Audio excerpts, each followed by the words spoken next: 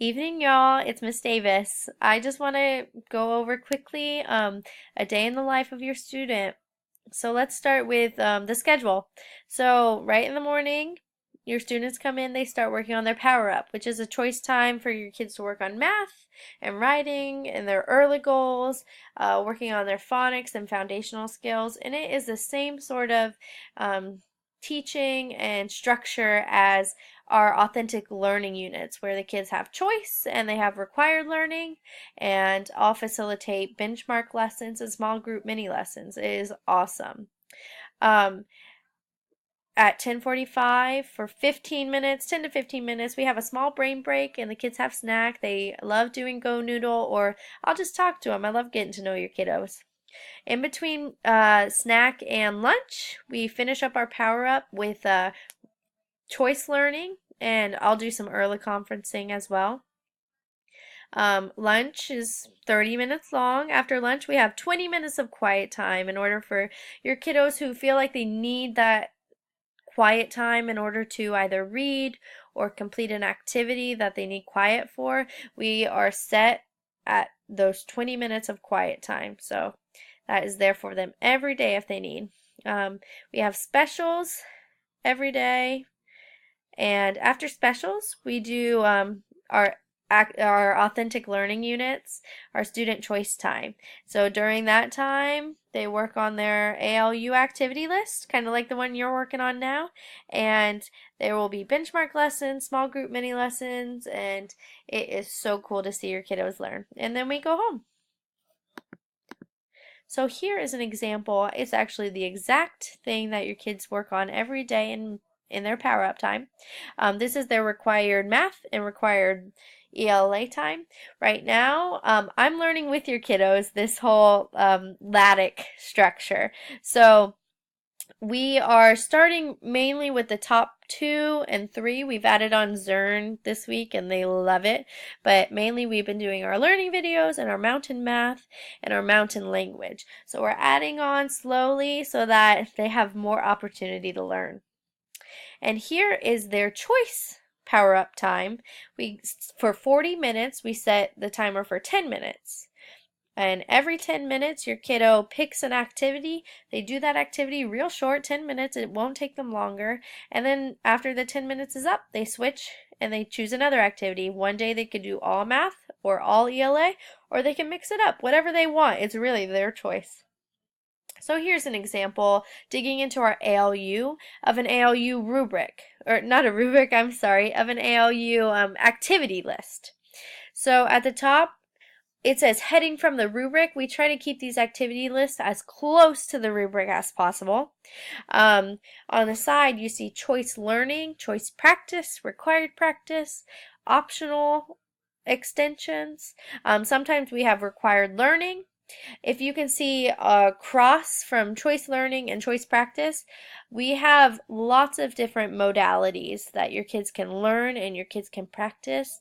If they are visual auditory learners, we make tons of learning videos. Mrs. Staff and I love making learning videos. If they are more of a tactile learner, they can read about it, or a kinesthetic learner, we have lots of hands-on activities for them. So however your kid loves to learn or needs to learn, we are offering that modality for them. So here is a mock activity list that your students, it looks just like one they would use during their ALU. So if you just look around, you can see some of the choices that they get. Brain Pop Jr., a small group mini lesson with Miss Davis. Students from Mrs. Staff's room can come over, or Miss Lydell's room. And your students may go over to Miss Lydell or Miss Staff's room or Mr. Abrams' room to do a small group mini lesson. It really is very flexible within our building and within our grade level to have our teachers use their strengths in order to teach your students. So I want you to notice, going back to this, at the top of each section you see awareness report or campaign. Let's go to this rubric. You see awareness report and campaign. We try to keep these activity lists as close to these rubrics as possible so that your students are learning exactly what they exactly what we want them to and we need them to. So looking at this rubric, you see novice, apprentice, practitioner, and expert. Really focus on that practitioner column. That column is where we expect all of our students to be. This is where they would achieve that standard that we need them to be. Going back to novice, this is where they'd start. So we want to encourage students to be okay with failing forward and starting from the beginning. Obviously, they can't start at practitioner because they have to learn before they can succeed. So they're going to start at novice, work through apprentice, and that's really with a lot of support in order to get to that practitioner. Now in this expert column, this is going above and beyond the standard, and it's really where we love our students to be, but we don't expect all students to be at the expert level. Now looking at grading, you can see our novice, and we don't have apprentice in here, but it is in with that novice level. So novice and apprentice would be this level N. The practitioner would be our level S. This is where we expect all students to be, and this is perfectly fine to be in that practitioner level. And then above is our expert level. Our expert level, they perform independently and consistently these skills. The practitioner level, they perform independently these skills, and they do it most of the time successfully. The novice and apprentice level requires a lot of support and assistance from the teachers. So now we want to emphasize that your student's grade is not coming from one particular factor. We use many factors in order to evaluate your student's grade. So looking at this list, we have formative and summative assessments, which would happen on a daily basis, on a quarterly basis, on a semester basis. Some summative assessments are weighed more than formative assessments that happen every day. We have daily class participation, class assignments, ERLA level. We always factor in your students' reading level because that is so important. We also factor in rubric scores and everyday teacher observations. Now getting to this project D2. Our STEAM teacher, Miss Rowan, is no longer doing a STEAM special, but even something more awesome. She's coming to our class every Tuesday and working with our kids on our Project D2. So last year you worked on your Project D, where you use creativity, communication, critical thinking, and collaboration, your 4 C's, but we added a 5th C of compassion, which I'm very passionate about, where the students are working for something that's bigger than themselves. They're working for others and they're problem solving in order to show love and show compassion to others, which I think is awesome, and I'm really excited to see your first graders do this.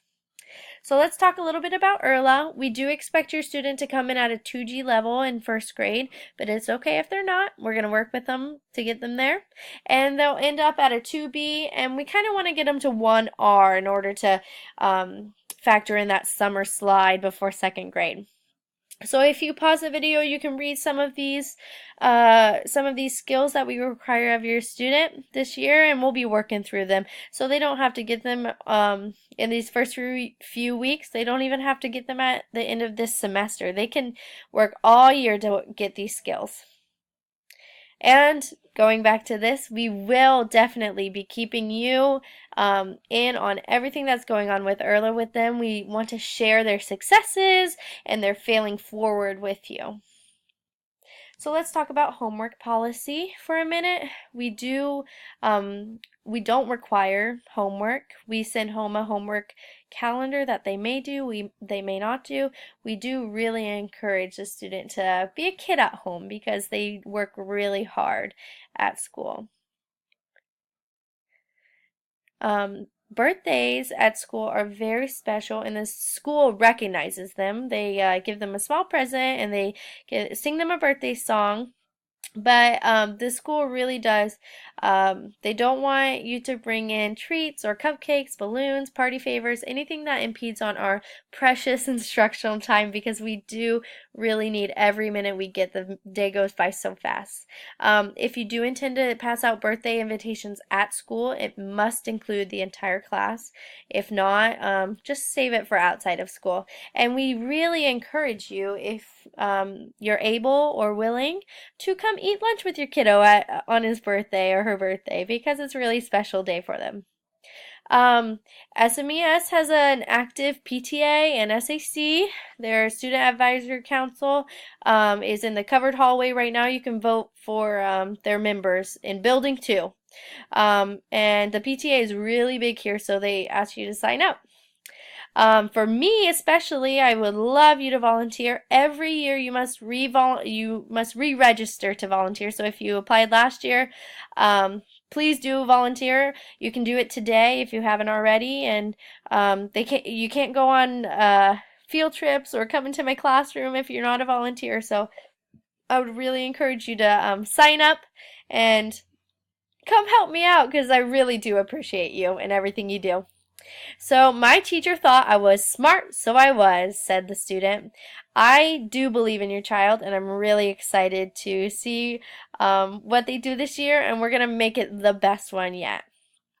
Thank you all for coming, and if you have any questions, just jot them on the parking lot. There's a QR code at the bottom of your activity list. You can just snap or scan that on your QR reader, and it's a Padlet that you can upload to. It's really awesome, and I'll read all of them. They go to all the first grade teachers. So if I can't answer your question, they can answer your question, or just hit me up on an email at my email, or send me a dojo message. So thank you all for coming, and have a nice evening.